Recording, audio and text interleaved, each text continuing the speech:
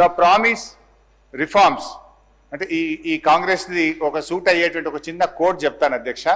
First they promise reforms, then they reformed their promises.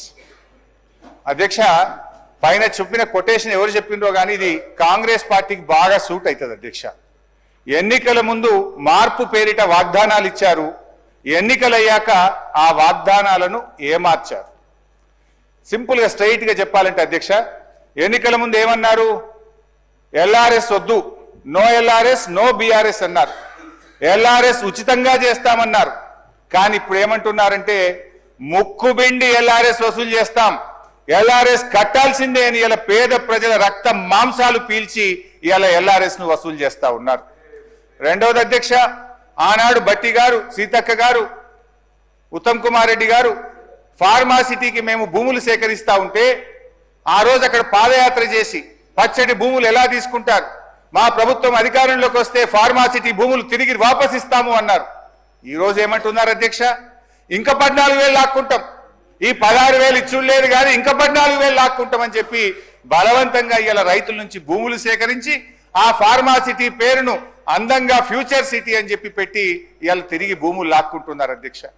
ఆనాడు ప్రభుత్వ భూములు అమ్మితే, నిరర్ధకమైన ఆస్తులు అమ్మితే ప్రభుత్వ భూములు ఎట్లా అమ్ముతారు, ఇది పెద్దలు ఇచ్చిన ఆస్తి, రేపు బొందబెట్టడానికి జాగుంటదని గంభీరమైన ఉపన్యాసాలు చేశారు. ఇవాళ ఏమంటున్నారు? బరాబర్ భూములు అమ్ముతామంటున్నారు. ఇవాళ 30,000 కోట్ల రూపాయల భూములు అమ్మకానికి పెట్టినారు అధ్యక్ష. అంటే రాష్ట్ర ఆదాయం అంతకంతకు క్షీణిస్తా ఉంది.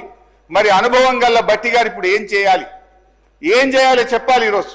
ఎందుకంటే అయితే తమ యొక్క పరిపాలనా వైఫల్యాలను సరి చేసుకోవాలి, లేదంటే రేవంత్ రెడ్డి గారి ఫార్ములా ప్రకారం ప్రభుత్వ భూములు అమ్మాలి. ఏనుముల వారి పాలనలో మరి ఎన్ని భూములు కథం పట్టిస్తారో తెలియదు అధ్యక్ష. ఎందుకంటే అధ్యక్ష, గచ్చిబౌలిలో 400 ఎకరాలను వేలం చేయడం ద్వారా 30,000 కోట్లు రాబట్టాలని నిర్ణయించారు. ఇప్పటికే టీజీఏసీ భూములు తాకట్టు పెట్టి 10,000 కోట్ల రూపాయలు అప్పు తెచ్చారు. ఇప్పుడేమో హెచ్ఎండిఏ ఆస్తులు తాకట్టు పెట్టి మరో 20,000 కోట్ల అప్పు తెస్తామని మొన్ననే అసెంబ్లీలో సమాధానం చెప్పారు. హెచ్ఎండబ్ల్యూఎస్ఎస్, జిహెచ్ఎంసీ ఆస్తులు తాకట్టు పెట్టి మరో 20,000 కోట్లు అప్పు తెచ్చే ప్రయత్నం చేస్తున్నారు. హౌసింగ్ బోర్డు భూములు అమ్మకం ఇప్పటికే షురు అయిపోయింది.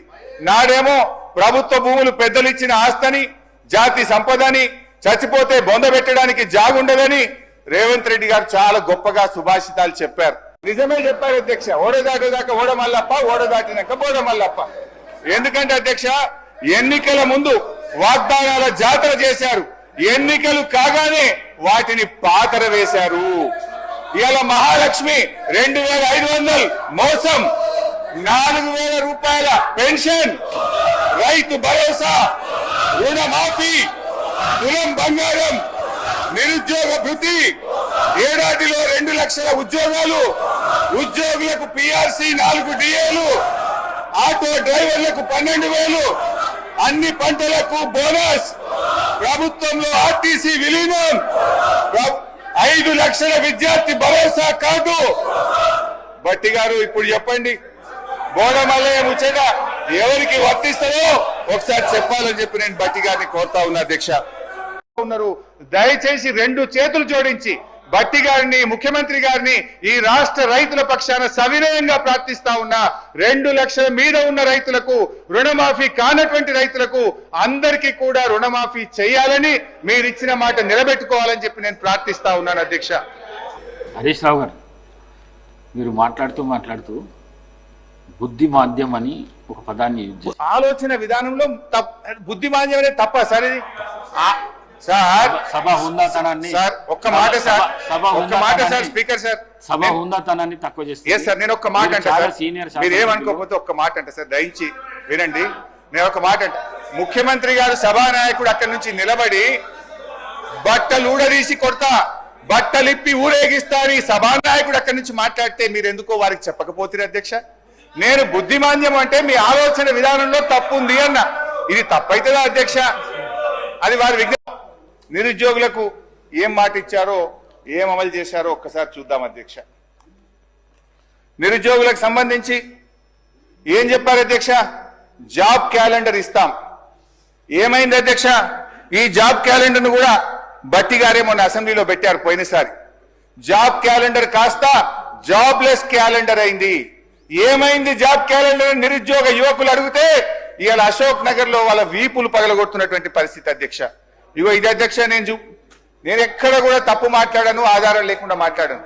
ఇది బట్టి గారు అసెంబ్లీలో ప్రవేశపెట్టిన జాబ్ క్యాలెండర్. ఆ రోజు దీని మీద చర్చించాలని నేను ఇక్కడ నుంచి లేచి ఎంత మొత్తుకున్నా బట్టి గారు కుర్చీలో నుంచి లేచి లోపలికి వెళ్ళిపోయినరు. ఈ జాబ్ క్యాలెండర్ మీద ఆ రోజు చర్చ జరగలేదు. ఈ జాబ్ క్యాలెండర్ లో ఏముంది అధ్యక్ష? ఒక్కటన్నా అమలైందా? జాబ్ క్యాలెండర్ జాబ్లెస్ క్యాలెండర్ అయింది అధ్యక్ష. ఈ జాబ్ క్యాలెండర్ లో అక్టోబర్ 2024 గ్రూప్ 1 నోటిఫికేషన్ ఇస్తామని చెప్పారు. అక్టోబర్ 24 ట్రాన్స్కో జెన్కోలో నోటిఫికేషన్ ఇస్తామని చెప్పారు. అదేవిధంగా గెజిటెడ్ ఆల్ ఇంజనీరింగ్ డిపార్ట్మెంట్స్ లో AEEల నియామకానికి అక్టోబర్ 2024లో నోటిఫికేషన్ ఇస్తామన్నారు. జనవరిలో degree and above level professional services యొక్క గెజిటెడ్ పోస్ట్ నోటిఫికేషన్ ఇస్తామన్నారు. ఫిబ్రవరి 25లో సెకండ్ డిఎస్సి ఇస్తామన్నారు. ఫిబ్రవరి 25లో ఫారెస్ట్ బీట్ ఆఫీసర్ నోటిఫికేషన్ ఇస్తామన్నారు. ఇంకా చాలా ఉన్నాయి. ఒక్క నోటిఫికేషన్ అని ఇచ్చిందా అధ్యక్ష? ఒక్క నోటిఫికేషన్ అని ఇచ్చారా అని నేను అడుగుతా ఉన్నాను అధ్యక్ష. అడుగుతున్నాను అధ్యక్ష. మీరు అన్నారు మా మీద ఆరోపణ చేశారు మీ బడ్జెట్ స్పీచ్ లో. నేను అడుగుతున్నా, 15 నెలల కాంగ్రెస్ పాలనలో ఒక్క రూపాయైనా ఫీజు రియంబర్స్మెంట్ విడుదల చేశారా? ఇదేనా మీ దళిత గిరిజన బలహీన వర్గాల విద్యార్థుల మీద మీకున్న ప్రేమ అని ఆవేదనతో అడుగుతున్నాను అధ్యక్ష. మీరు అంటున్నారు మమ్మల్ని విడుదల చేయలేదని. అధ్యక్ష, 2 సంవత్సరాలు కరోనా ఉన్నా, దేశంలో పెద్ద నోట్ల రద్దు, ఆర్థిక మాంద్యం ఉన్నా 18,500 కోట్ల రూపాయలు ఫీజు రియంబర్స్మెంట్ కింద మేము విడుదల చేశాం. 18,500 కోట్లు వరుసగా ప్రతి సంవత్సరం ఫీజు రియంబర్స్మెంట్ విడుదల చేశాం. మీ మాటలు ఘనం, చేతలు శూన్యం. 15 నెలల కాంగ్రెస్ పాలనలో ఒక్క రూపాయి ఫీజు రియంబర్స్మెంట్ విడుదల చేయకపోవడం ఇది చాలా చాలా బాధాకరం అధ్యక్ష. అంటే నేను కూడా ఏం ఆరోపణలు చేయలేదు అధ్యక్ష. వారు సభలో అన్న మాటను ఉచ్చరిస్తూ మాట్లాడాను. సంస్కారం అనేది ఎంత గొప్పగా ఉందని చెప్పే ప్రయత్నం చేసిన. అసలు సంస్కారానికి ఆస్కార్ అవార్డు లేదు, కానీ ఉంటే గింటే అది గౌరవ ముఖ్యమంత్రి గారికి ఇవ్వచ్చు అని చెప్పే ప్రయత్నం చేసిన అధ్యక్ష. అంటే నేను కూడా ఏం ఆరోపణలు చేయలేదు అధ్యక్ష. వారు సభలో అన్న మాటను ఉచ్చరిస్తూ మాట్లాడాను. సంస్కారం అనేది ఎంత గొప్పగా ఉందని చెప్పే ప్రయత్నం చేసిన. అసలు సంస్కారానికి ఆస్కార్ అవార్డు లేదు, కానీ ఉంటే గింటే అది గౌరవ ముఖ్యమంత్రి గారికి ఇవ్వచ్చు అని చెప్పే ప్రయత్నం చేసిన అధ్యక్ష. పంచతంత్రంలో చిన్నయ్య సూరి గారు చెప్పిన కథ అధ్యక్ష. ఇది పంచతంత్రంలో చిన్నయ్య సూరి గారు చెప్పిన కథ అధ్యక్ష. ఒక నక్క ఆహారాన్ని వెతుకుంటూ ఊర్లోకి వచ్చిందట అధ్యక్ష. అక్కడ రజకులు ఉపయోగించే నీలి రంగు ఉన్న తొట్టిలో పడిపోయింది. ఆ నక్కకి ఏమైపోయింది? ఆ తొట్టిలో పడితే ఆ నక్క ఒంటి నిండా నీలి రంగు అంటుకున్నది. ఆ నీలి రంగు అంటుకున్న తర్వాత అది మళ్ళీ అడవిలోకి పోయింది. ఇదేదో కొత్త జంతువు అనుకొని అడవిలో ఉన్న జంతువులన్నీ భయపడ్డాయట అధ్యక్ష. ఈ నక్క కూడా ఇదేదో బాగుంది, అందరు నాకు భయపడుతుందని, నేను దేవుడు పంపిన దూతను, ఈ రోజు నుంచి నేనే మీకు రాజును అని ఆ నక్క అన్నదట అధ్యక్ష. జంతువులు భయంతో అంగీకరించాయి. ఆ నక్క జంతువులను అనేక రకాలుగా కష్టపెట్టే భరించాయి అధ్యక్ష. ఒకరోజు ఆ నక్క పెద్ద సభ పెట్టింది, కొత్త చట్టాల గురించి చెప్తుంది. అంతలోనే పెద్ద వర్షం పడి ఆ నక్క అంటిన నీలిరంగంతా కరిగిపోయింది. నక్క నిజస్వరూపం బయటపడ్డది. మాయ మాటలతో మారువేషాలతో పెట్టే భ్రమలు ఎక్కువ కాలంలో నిలవదు అన్నది ఆ యొక్క నీతి సూత్రం అధ్యక్ష. వీళ్ళ మాయ మాటలు కూడా ఎక్కువ కాలం నిలువవు. వీళ్ళ మాటలు, వీళ్ళ యొక్క నీతి ఈ రాష్ట్ర ప్రజలకు అర్థమైపోయింది. జై తెలంగాణ, జై కేసీఆర్.